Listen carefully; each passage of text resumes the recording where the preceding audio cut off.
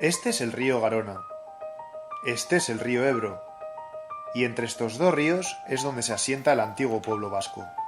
En medio, los Pirineos, el refugio natural de los vascos cuando les atacaban los invasores. Poco se sabe de este antiguo pueblo. Parece que estaba compuesto por diferentes tribus, todas con similares costumbres y lengua, el euskera.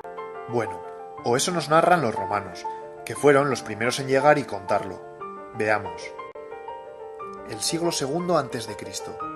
Los romanos llegan a la península desde aquí y la conquistan toda. También llegan a tierras vascas, y lo hacen con ganas de quedarse.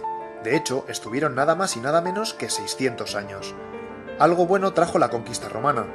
Durante ese tiempo, los romanos construyen calzadas y puentes, enseñan a los vascos nuevas formas de agricultura, tratamiento de minerales y tácticas militares. Surgen además las primeras ciudades, entre ellas Pompeya. Sí, Pamplona. Llega el siglo V. El Imperio Romano está debilitado, empieza su decadencia, y en este momento tenemos a los pueblos del norte de Europa con ganas de extenderse. Primero, los famosos suevos, vándalos y alanos pasan por tierras vascas. Solo pasan, y se van a diferentes puntos de la península. Luego llegan los visigodos, que ocupan sin mucha agresividad toda esta zona y también zona vasca, y después se van a la península porque son empujados por los francos. Los francos llegan en el siglo VI, más agresivos y seguros de sí mismos, y estos sí, asaltan tierras vascas. Eso sí, los vascos no se lo pusieron tan fácil, porque recuerda que los romanos les han enseñado tácticas militares, y para entonces han dejado de ser un pueblo débil. ¿Has oído hablar de la batalla de Roncesvalles? Pues en esa batalla los vascos se comieron a los francos. ¿Qué sucede a continuación? Que en el 712 los pueblos islámicos, los musulmanes, entran en la península sin ninguna dificultad. En tiempo récord, 2 años, ocupan todo hasta llegar aquí. Desde ese momento los vascos se quedan atrapados entre francos y musulmanes. Frente a esa doble amenaza de francos y musulmanes, en Pamplona se va creando cada vez una mayor estructura y organización política, y en el siglo X se construye un reino, el Reino de Pamplona. Los vascos tienen a su primer rey, Íñigo Arista.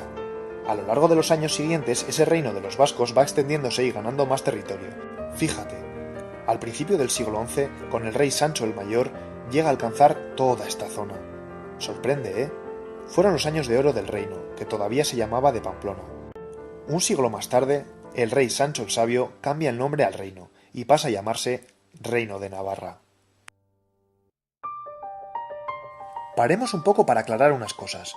Como recordarás, antes de los romanos tenemos a un pueblo al que llamaban Vasconia y a sus habitantes vascones, y así será durante varios siglos, pero progresivamente se irá utilizando nombres diferentes para los distintos grupos que existen dentro del territorio. Tenemos al grupo de los navarros, que como verás, por su mayor organización, van a ser los principales protagonistas de la historia. Tenemos a otro grupo de vizcaínos, otro de guipuzcoanos y otro de alaveses, y al otro lado del Pirineo se llamará a una zona Zuberoa y a otra Lapurdi. Volvemos a la historia. Siglo XII. El reino de Navarra ha disminuido y es así. Atento ahora porque el mapa peninsular ha cambiado. En la península han surgido 2 grandes reinos. Este, el reino de Castilla, el más poderoso, y este otro, el de Aragón, que por cierto, al principio dependía de los reyes de Navarra. Estos han ido echando a los musulmanes de la península, y ahora ejercen presiones en las tierras vascas. Y entonces el reino de Navarra empieza a perder fuelle. Primero, Vizcaya se pone del lado de Castilla, y luego llega una fecha importante, 1200. Castilla conquista Vitoria, y de paso se lleva también a Guipúzcoa. Ya ves, Navarra pierde protagonismo y se reduce a sus actuales tierras. ¿Qué había al norte del Pirineo? Pues un ducado, el de Vasconia. La zona sigue siendo zona franca, pero aquí el que manda es un duque vascón y tiene bastante autonomía, no tiene que dar demasiadas explicaciones a los francos. Eso sí, no se llega a integrar nunca al reino de Navarra. En los siguientes siglos la presión continúa, tanto por parte de Castilla como de Aragón. Así que ante tanta tensión surge entre los navarros una doble tendencia entre agramonteses y beamonteses. Verás, los llamados agramonteses optan por mantenerse bajo la monarquía navarra. Los beamonteses, al contrario, prefieren pasar a la monarquía castellana. Y de esa forma se llega al siglo XV. La península se ha convertido en esto. Mira la jugada. La reina Isabel de Castilla y el rey Fernando de Aragón se casan, no precisamente por amor, sino con el objetivo de juntar sus dos reinos bajo los mismos monarcas. Empiezan a llamarse reyes de España y continúan la conquista. Primero se quedan con lo que era Reino de Granada. ¿Qué les falta para quedarse con todo? Navarra. En 1512 conquistaron el Reino de Navarra. Los navarros pasan así a depender de los monarcas españoles. Pero atención, porque sucede algo importante. Los monarcas permiten que Navarra conserve sus fueros.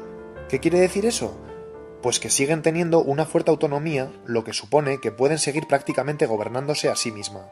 Y así seguirán los años siguientes. Eso sí, muchos vizcaínos, alaveses, guipuzcoanos y navarros se aprovechan de la situación, y como ahora están bajo la monarquía española, pueden participar de sus políticas, así que muchos de ellos se unen a las ganas de conquistar mundo y se embarcan a hacer las Américas. Por eso, podemos encontrar tanto apellido vasco al otro lado del océano. Sigue la historia. Año 1700. ¿Te suena la Guerra de Sucesión Española? Ocurrió entonces. Te cuento. El rey de España de ese momento, Carlos II, muere sin hijos. Así que está en juego quién será el siguiente rey. Ahora tenemos a dos potencias europeas. Por un lado está Francia, con la dinastía Borbón reinando, y por otro lado Austria, con el archiduque Carlos, interesados en colocar en el trono español a alguien de su familia y así poder ganar más poder. ¿Consecuencia? Llevan sus tropas a la península y estalla la guerra entre ellos, más o menos de esta manera. Guipuzcoanos, navarros, alaveses y vizcaínos se posicionan a favor de los Borbones, luchan en su bando y les sale bien, pues los austriacos terminan retirándose y Felipe de Borbón se hace con la corona.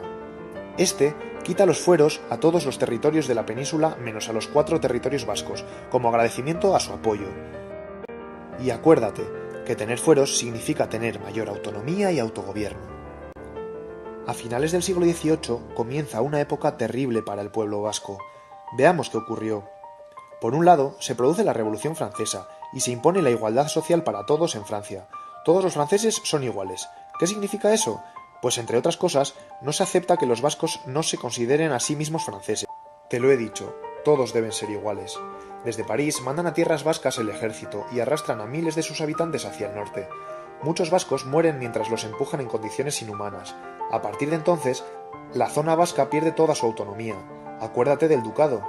Y pasa a depender totalmente de París. En la zona sur, mientras tanto, siguen reinando los Borbones, pero ahora estos son muy centralistas. Es decir, todo se debe decidir desde aquí. Y por tanto, cada vez les hace menos gracia eso de que los alaveses, vizcaínos, navarros y guipuzcoanos conserven sus fueros. Y ya ves, otra vez estamos con los fueros. Así que ejercen fuertes presiones para eliminarlos. Esas presiones provocan las famosas guerras carlistas. Has oído hablar de ellas, ¿no? Paramos otra vez. Fernando VII muere y se disputa el trono entre su hija Isabel, una niña de 2 años, y su tío don Carlos. Este se muestra más dispuesto a mantener los fueros, así que los 4 territorios, como puedes imaginar, se ponen de su lado. Esto provoca 2 guerras civiles, las guerras carlistas. Bueno, fueron 3, pero la segunda no ocurre en tierras vascas. Enfrentados Borbones y carlistas. ¿Quiénes pierden? Los carlistas. ¿Qué pasa? Pues que como castigo, los 3 territorios de aquí pierden sus fueros definitivamente, y al reino de Navarra le quitan su nombre convirtiéndose en una provincia más, Navarra, sin reino por delante.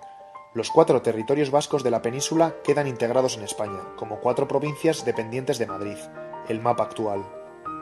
Como ves, ahora más que nunca el pueblo vasco pierde su capacidad de autogobierno. Esta zona dependerá de París y esta de Madrid. Los vascos han perdido sus guerras pero siguen con ganas de defender sus derechos y su identidad. En Navarra se crea todo un movimiento intelectual y popular a favor de la idiosincrasia vasca. Y en Vizcaya aparece Sabino Arana, que empieza a hablar de independencia, ya no solo de fueros. Funda el PNV, crea la Ikurriña y acuña el nombre de Euskadi. Este nombre se utilizará posteriormente para referirse únicamente a Guipúzcoa, Vizcaya y Álava. Este impulso nacionalista, sin embargo, no crece por 2 motivos. Por un lado, el mundo está en guerra, la Primera Guerra Mundial. Esta guerra quita protagonismo al movimiento nacionalista. Por otro lado, en España viene un periodo de 2 dictaduras, la de Primo de Rivera y la de Franco. Esta última, como sabes, fue durísima y supuso 40 años de un estado de terror, con fusilamientos de miles de personas y sin que nadie se atreviera a llevar la contraria al dictador. En esa época se persigue el nacionalismo y el euskera se prohíbe. Solo un grupo de estudiantes se moviliza contra Franco y así, en 1959, surge ETA. Al principio, ETA solo hace propaganda y movilizaciones.